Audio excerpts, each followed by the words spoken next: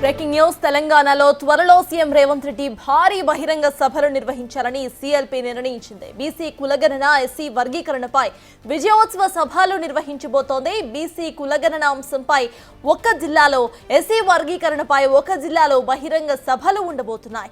స్థానిక సంస్థల ఎన్నికల్లో కూడా కాంగ్రెస్ తరపున బీసీలకు ఇప్పటికే 42% రిజర్వేషన్లో సీఎం రేవంత్ ప్రకటించారు. అటు ఎస్సీ వర్గీకరణ నివేదికను అసెంబ్లీ, శాసన మండలి ఆమోదించాయి.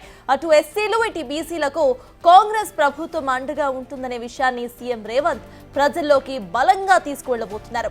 కాంగ్రెస్ పార్టీలోని ఉత్తేజం నింపబోతున్నారు సీఎం రేవంత్ రెడ్డి.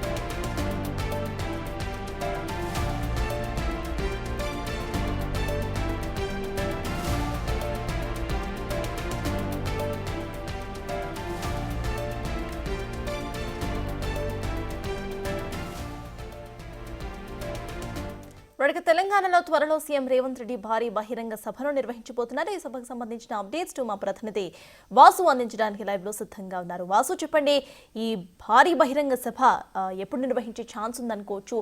అంటే నేరుగా ఇటు ప్రజలకు కాంగ్రెస్ ప్రభుత్వం ఇస్తున్న సంక్షేమ హామీలు ఇంకా బాగా తెలియడానికి ఈ సభలు ఉపయోగపడతాయి అనుకోవాలా మనం? ఎస్, ఖచ్చితంగా కూడా ముఖ్యమంత్రి రేవంత్ రెడ్డి ఈ మంత్ ఎండింగ్ లోపు ఖచ్చితంగా 2 బహిరంగ సభలకు ప్లాన్ చేసినట్టుగా తెలుస్తోంది. భారీ బహిరంగ సభలకు సంబంధించి కూడా ఉత్తర దక్షిణ తెలంగాణలో వేరువేరు ప్రాంతాల్లో కూడా 2 వేరువేరు భారీ బహిరంగ సభలు నిర్వహించేందుకు దాదాపుగా సన్నద్ధమయ్యారు. అయితే ప్రధానంగా ఈ సభల ఉద్దేశం వచ్చేసి కూడా బీసీ రిజర్వేషన్ల అంశానికి సంబంధించి కూడా ఇటీవల కాలంలో తెలంగాణ ప్రభుత్వం చేపట్టినటువంటి ఈ జనగణన ఏదైతే ఒక సర్వే ఉందో, ఈ సర్వే సంబంధించినటువంటి అంశాలను పూర్తిగా ప్రజల్లోకి తీసుకెళ్లే ఉద్దేశం. మరొక ప్రధానమైనటువంటి అంశం, కొన్ని దశాబ్దాల కాలం నాటి పెండింగ్లో ఉన్నటువంటి ఒక ఎస్సీలకు సంబంధించినటువంటి ఒక చిరకాల స్వప్నం ఏదైతే ఉందో అది ఎస్సీ వర్గీకరణ. ఈ అంశాన్ని ఎందుకంటే 30 ఏళ్ల తర్వాత కూడా ఒక ఎస్సీ వర్గీకరణకు ఏదైతే వాళ్ళు గత పోరాటం చేస్తూ ఉన్నారో దానికి సంబంధించి ఒక మార్గం సుగమమైంది. ఎస్సీ వర్గీకరణకు దాదాపుగా లైన్ క్లియర్ అయిన నేపథ్యంలో దానివల్ల ఎలాంటి ఫలితాలు ఎలాంటి వర్గాలకు అందబోతా ఉన్నాయి, ఎలాంటి, ఎందుకంటే అందరికీ సమానత్వంగా సమన్యాయం చేసేందుకు కూడా నిర్వహించిన నేపథ్యంలో కూడా ముఖ్యమంత్రి దీన్ని ప్రజల్లోకి తీసుకెళ్లే ఉద్దేశంతో కూడా ఈ సభలు నిర్వహించబోతున్నారు. ఇక స్థానిక ఎన్నికల నేపథ్యం కూడా, త్వరలో జరగబోయేటువంటి స్థానిక ఎన్నికల నేపథ్యం కూడా ఇందుకు కారణమవుతోంది. అయితే ఈ అంశాలను కూడా కొద్దిసేపటి క్రితమే ప్రస్తుతం ఎంసీహెచ్ఆర్డీలో జరుగుతున్నటువంటి సిఎల్పి మీటింగ్లో కూడా ప్రస్తావనకు వచ్చినట్టుగా తెలుస్తుంది.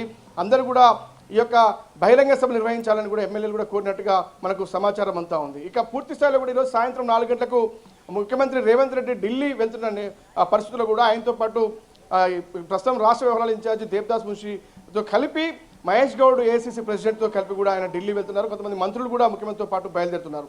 అయితే అక్కడ రేపు ఖర్గేతో జరిగేటువంటి సమాలోచనలో కూడా ఇప్పటి వరకు రాష్ట్రంలో జరిగినటువంటి కుల గణనకు సంబంధించినటువంటి అంశాలన్నీ కూడా ఎలాంటి అంశాలను తీసుకున్నారు, ఎలాంటి అసెంబ్లీలో ఎలాంటి తీర్మానాలు చేశారు, క్యాబినెట్ ఆమోదం ఏ విధంగా చేశామన్న అంశానికి సంబంధించి కూడా, ఎలా రిజర్వేషన్ల ప్రక్రియకు ముందడుగు వేయాలి అన్న అంశం పైన కూడా, ఎస్సీ వర్గీకరణకు సంబంధించినటువంటి ఫలితాలు ఏ విధంగా వచ్చాయి, ఎలాంటి రెస్పాన్స్ వస్తూ ఉంది, దీన్ని పార్టీ పరంగా ఎలా ముందుకు తీసుకెళ్లాలి అంటే ప్రభుత్వం చేసే సంక్షేమ పథకాల నేపథ్యంలో కూడా ఈ రిజర్వేషన్ల ప్రక్రియ కూడా చాలా కీలకంగా అవుతుంది. కాబట్టి ప్రస్తుతం ఇది ఢిల్లీలో జరిగేటువంటి ఏఐసీసీ సమావేశంలో కూడా చర్చకు వచ్చే అవకాశం ఉంది. ఆ తర్వాత ఏఐసీసీ పెద్దల్ని కూడా ముఖ్యమంత్రి రేపు ఈ మంత్ ఎండింగ్లో లేదా నెక్స్ట్ మంత్ స్టార్టింగ్లో ప్రారంభం కాబోయేటువంటి క్రమంలో జరిగేటువంటి ఈ బహిరంగ సభలకు సంబంధించి ఏఐసీసీ పెద్దల్ని కూడా ఆహ్వానించే అవకాశం కనిపిస్తూ ఉంది.